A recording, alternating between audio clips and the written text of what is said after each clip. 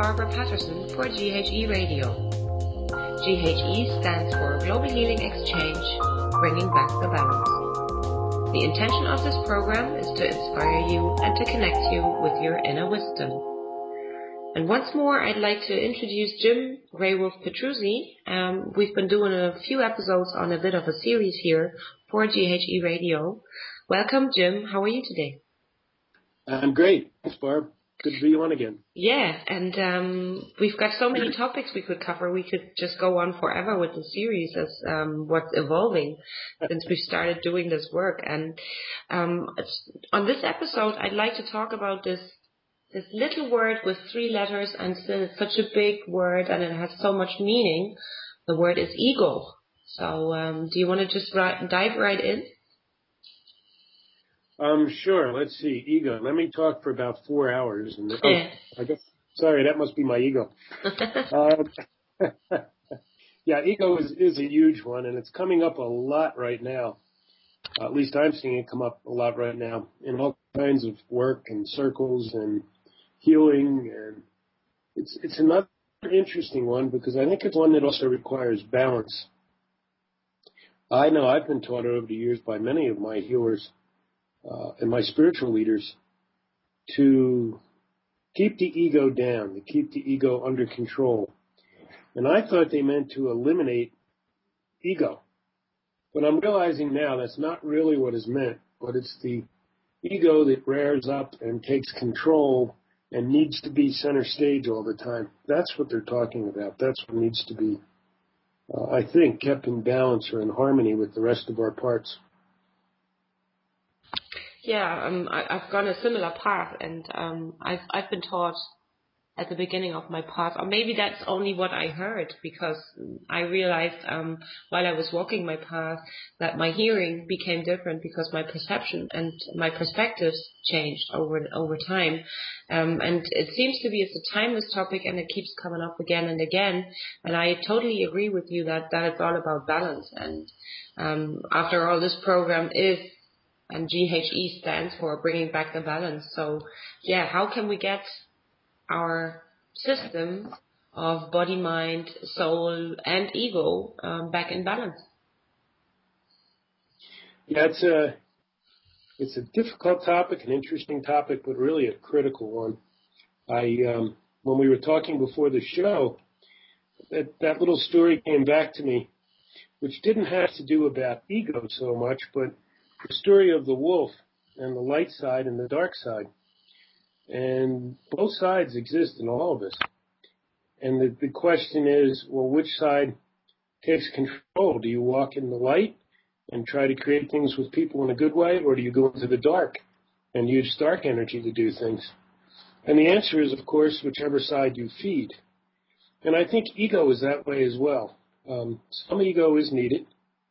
I know in the past, my ego got out of balance, and I was asked to do things and lead certain things, and I did. I stepped up. But it fed the wrong side of my ego. It fed the part that needed to hear, gee, Jim, nice job, as I got a pat on the back. And it took me a long time.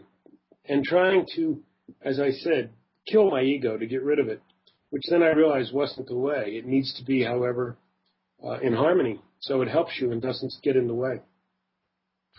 So how do we tackle this task once we have the awareness of there is a difference between us coming from ego or coming from the heart? Is there a teaching that you could share with us? Some kind of inspiration how we could start looking at this from a different perspective, maybe? Yeah, I guess part of that is to feed the good side of that. Make sure when you sit in circle, as we've talked about in some other programs, you're asking for other people's advice, for other people to step up and take the lead, for the lead person to change periodically. I think those things all help with ego. For me personally, when I do anything or I'm asked to do anything, I try to look inside, and I look very carefully at what I'm doing, and I ask myself questions. I ask questions like, okay, why am I doing this? And if the answer is because it's just for my own good or well-being, then I tend to not do those things. If I can honestly answer, it's because what's needed at the end of this is a good outcome, and I can do this in integrity and without being the ego person at the head of the room. Those are the ones I want to hear more about and move into. So this is something that we can do without having to be surrounded by people. It's a question we can actually ask ourselves every day, for training purposes also. Why am I doing things? Because from where I come from, this helps me in my own awareness, which goes together really nicely in putting the finger on the moments that we still fall back into ego-driven actions, really. And is there anything like do you have some kind of a routine to drop into your heart on a daily basis, something that you start the day with, or that you do on a weekly basis? And everybody finds their own ways, I guess.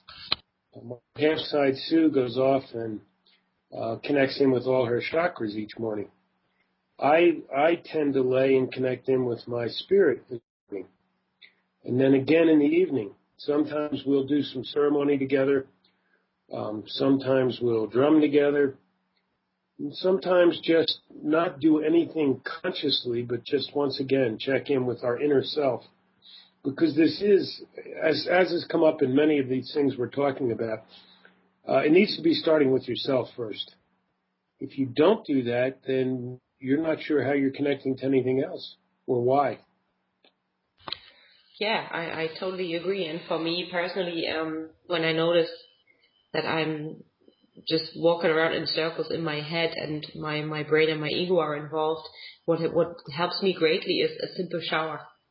Just then I call it my sacred shower, because standing in the water and just letting everything clear away, it just helps me. And that only developed, my consciousness only developed towards this, that this is a sacred moment for me every day, having this shower when I take it every day, to just stand there and do it, that I took it for granted, as I took so many things for granted, as we normally do. As for us, it's totally normal in the Western world that we can stand and have a hot shower every day, or even twice a day if we want to.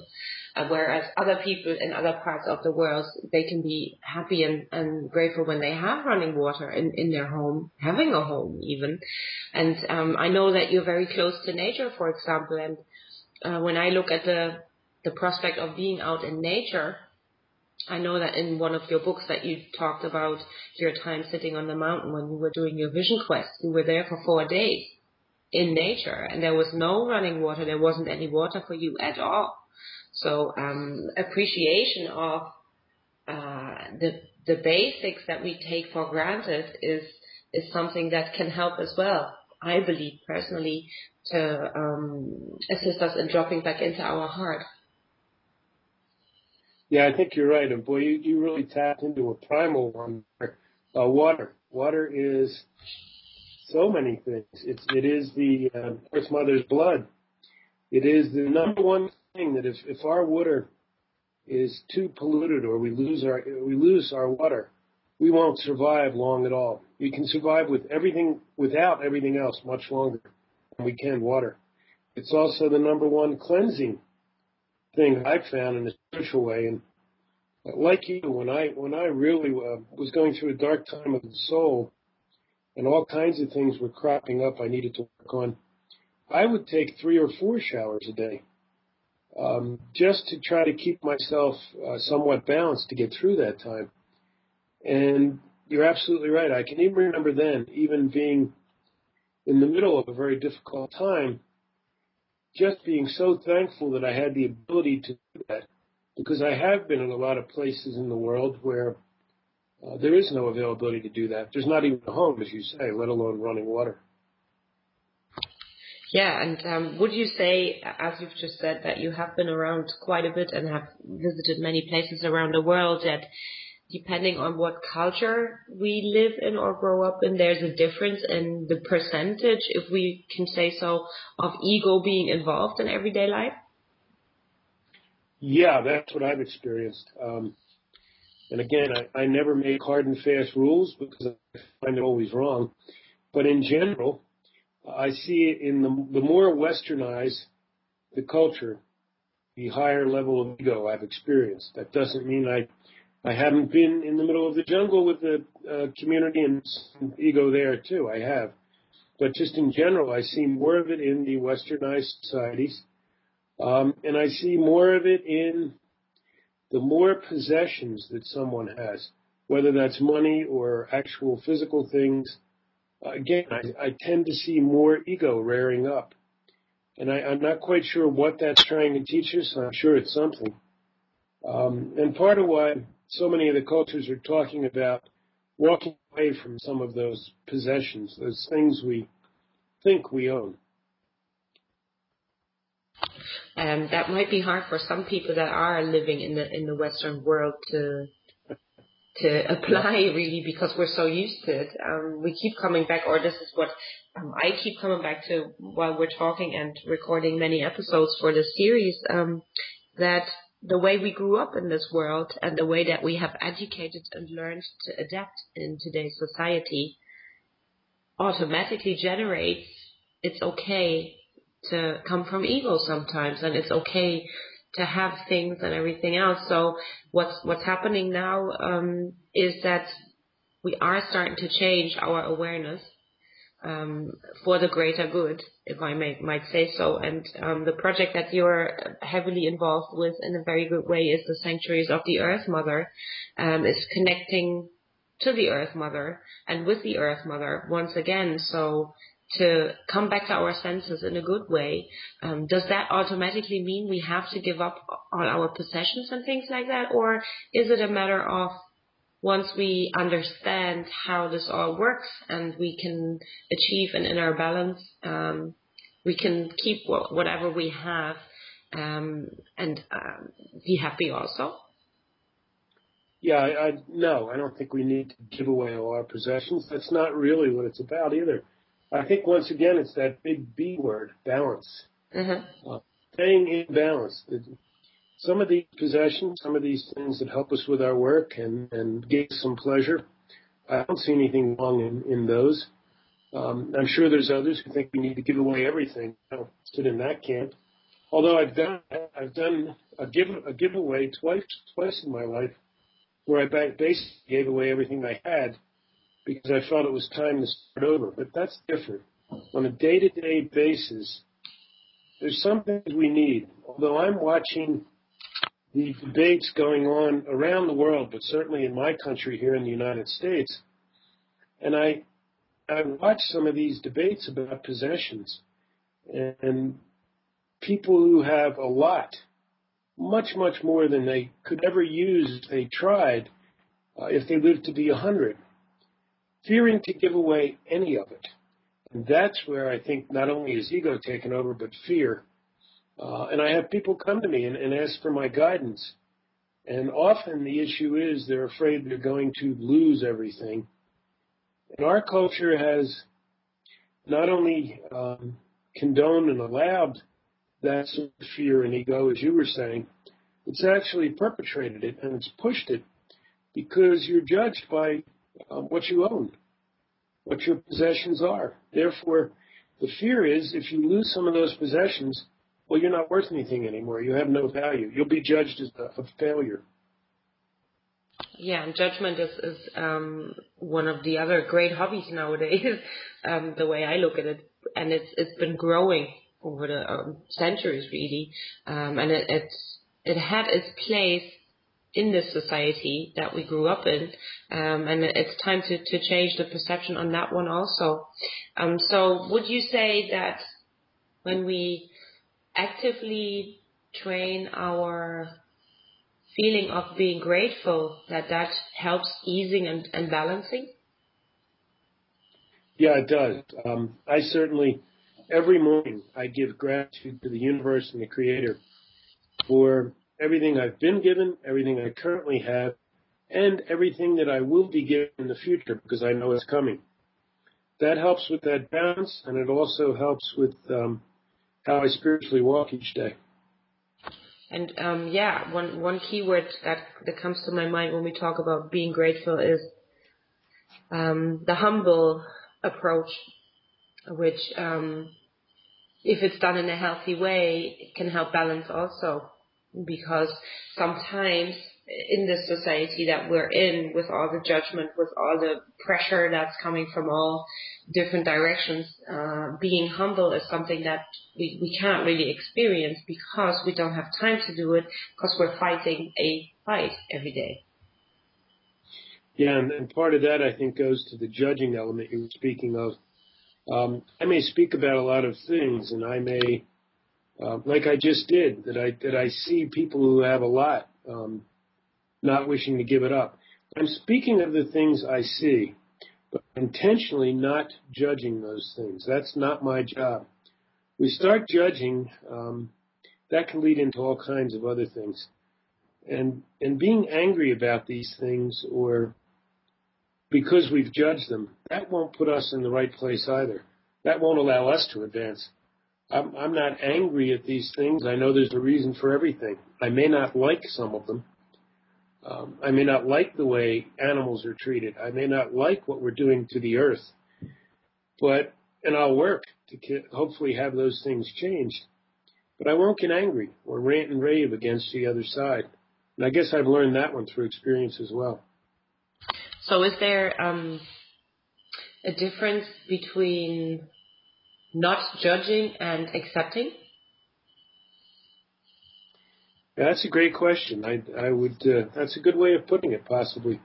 Yeah, there's things I won't judge that I do not intend to accept. I don't accept people who walk constantly in the dark light, saying everything is going to hell. I won't accept that. I'm not judging they're doing it. They need to be there for whatever reason. But yes, I don't intend to accept that. So you're right. So that's a healthy boundary.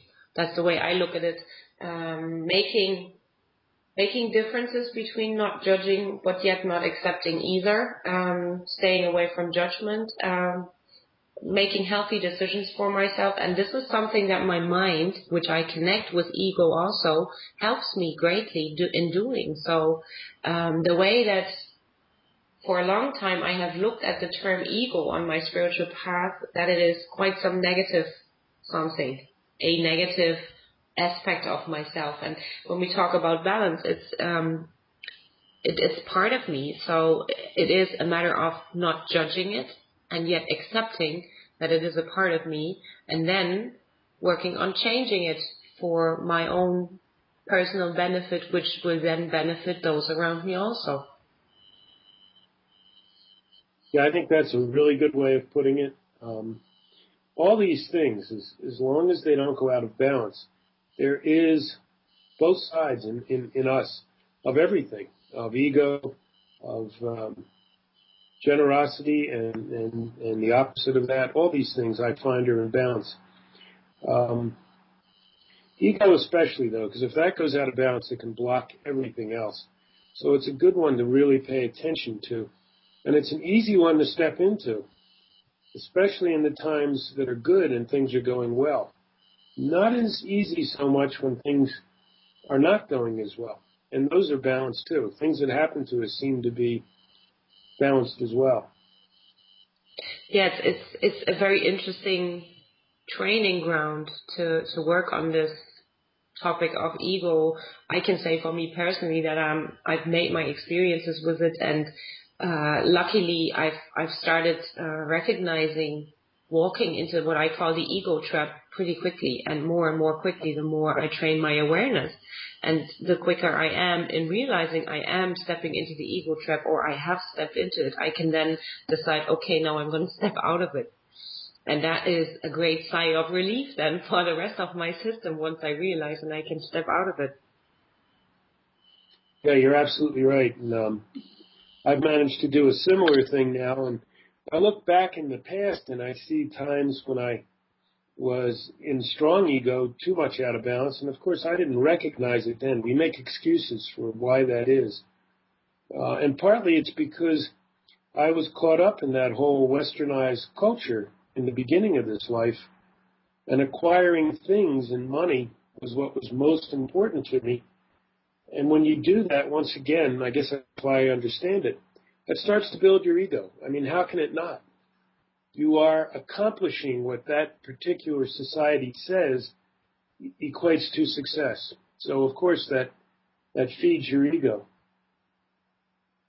So, on the other hand, there's so many people nowadays that are walking a self-employed path. They are entrepreneurs. They might be spiritual entrepreneurs or any kind of entrepreneur, really. And they want to be successful, and they want prosperity for themselves, and they want to take care of their families in a different way because times are so intensely and quickly changing right now that there is nothing anymore present like a really safe job as the way that we grew up. There you got employment and you might have been employed for the next 20 years and it was a secure job. These things start disappearing very quickly. So the healthy, balanced ego is still vital, especially for people that are taking on the responsibility for their own life when it comes to work and an income. Is there anything as an inspiration that comes to you? Because I think you're walking a similar path, especially with the Sanctuaries of the Earth Mother is a non-profit project. So everything that comes in goes towards the cause of this and the purpose of the Sanctuaries of the Earth Mother. So how do you deal with this personally? Wow. I guess a couple things are occurring to me as you talk. First, it's one thing that I think I've shared before. I don't know where, maybe in one of my books. But there was this time early on that I spoke of that I ran a lot of businesses. I was entrepreneurial in a lot of ways, and they were quite successful. And I had a lot of money and a lot of possessions and cars and the ability to do what I wanted with money. But a lot of other things were out of balance. Now I have much, much less. We work for the nonprofit, as you said, and yet I'm much richer now than I was then. That's, to me, a critical thing I always remember. The other one is, and this sounds easy, and of course it's not, and I don't mean it to sound like, oh yeah, easy to say. That's the surrender and trust piece. I'm finding now, not only for myself and for those around me, but from all these people who reach out, the more you can surrender and trust that the universe will provide what you need when you need it, as long as you're walking in a good way, the more it happens. Really hard to do when you have a family and trying to figure out how to feed them next or how you're going to house them. But it truly does work, and it takes an enormous amount of practice to get there. So just starting with trusting on little things is sometimes a good way to step on that road. Yeah, and the one practical thing that I used as training material for myself was trusting in parking spaces. And because that's something that my brain was able to accept. Okay, like we're working on a parking space here, and that is something that I can tell people and I can share it with others that this actually works, or I can't. That's my choice. And then it started working every time. And so I started using bigger training grounds on the trust, on the surrender, on the manifesting area, and the results were coming and kept coming, and then sometimes they didn't. And then my understanding changed over time that there is this saying, let go and let God, which I really like. And yes, we can change God to spirit, creator, or whatever is out there and up there. Just let go sometimes. And as you say, trust and surrender. It is an ongoing practice that it's like with everything. If you want to be a successful marathon runner, you need to train yourself. And being an entrepreneur requires training also, and anything and everything that we like and love doing, training is necessary. So coming back to the original topic of the ego, we can train with our ego and make the ego a valuable part of our system. And as you work with with ceremonies a lot, and we were touching on the subject in a few other shows also. The ceremony, as you said, brings you back to yourself and drops you into your heart. Yes, it does, and certainly takes care of any ego when, as we also were speaking, a lot of the ceremonies when I do them, I really don't remember too much afterwards because I'm in the moment, and I am a conduit. I am a hollow reed for Great Spirit to come through. That eliminates ego when you can finally realize, ooh, it's not really me. And not only ceremony, and I mean other things as well. When I sat to write my first book, my biggest issue was, well, I don't want to print something like this. Everyone's going to think I just did it out of ego or to make money. I really didn't, plus the fact that I felt naked. But and when Sue read it the first time and said to me, this is all about you, but not about you at all, that made it easier. And then I started to realize that all I was doing was capturing, through my own story, common themes to so many of us. And that then becomes a service and not a function of ego. And then when we coupled it with whatever funds the book generates goes into the nonprofit, well, that takes care of the doing it for profit piece. And that just allowed the whole thing to open up, another trust piece. I trusted, and then it just opened up.